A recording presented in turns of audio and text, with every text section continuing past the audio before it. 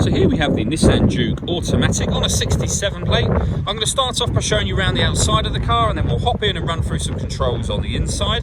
But from the outside you can see it's a 5-door car with alloy wheels and tinted windows. Let's start off inside the boot and then work our way around the rest of the car from there. So as we approach the back of the car, you'll notice there aren't any reversing sensors. That's because this car has got a 360 parking camera, which I'll show you when we're inside the car. We do have a 60/40 split folding rear seat, and then this tray section can lift and remove. And as you can see, that reveals a lot more boot space underneath. Okay, so we're just going to work our way back round to the front of the car, and then we'll hop in and run through some controls on the inside. But now that we've done a full circle of it, you can see it's in excellent condition the whole way round. Just briefly before we climb in, I think it's well worth seeing the interior from this exterior point of view. There's plenty to run through on the dashboard, so let's hop in and we'll do that right now. Okay, now that we're inside the car, we're going to start with the dials. On the left-hand side, we have the rev counter, and on the right-hand side, the speedometer. In the middle, you can see the total miles for this car, which 8,473. In that section, you can also see the fuel gauge, the cooling temperature gauge, and the gear that we're in, where it shows P for park currently. If we back out to the steering wheel, on the left-hand side, we have stereo controls and phone controls, and on the right-hand side, both cruise control and speed limiter as well. Over in the centre, we have the radios. This is all touchscreen. You have some buttons down the side. This is where you can pair your phone, for example. Then you hit pair new device and follow instructions on screen from there. When it comes to music in this car, we have AM, FM and DAB radio. If you want to listen to your own music, you can do that via the CD player, the auxiliary input, USB input, and you can stream your music wirelessly via Bluetooth audio as well. This car's also got satellite navigation, access just here.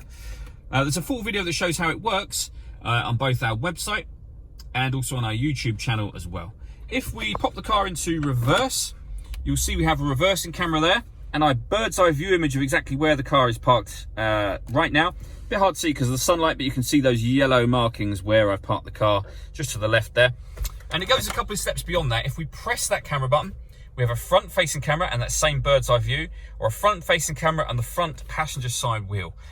Working our way down, we have the climate control, so you can adjust the temperature, the fan speed, the direction you like the air to be distributed in. When you're happy with those settings, hit that button to turn the air conditioning on. You'll see the orange light comes on to let you know you've done that. Or push this button in, and you've now put it in auto mode. That means it takes care of the direction of the air and the fan speed to maintain the temperature that you've asked for. So if you increase the temperature, for example, the fan speed will start to increase so that it can catch up to that temperature. Similarly, if you decrease that, the fan speed will also go with it. To override it and to put it back into a manual mode, just readjust the fans to whatever level you want them on and then put it back on whatever setting you want it on here.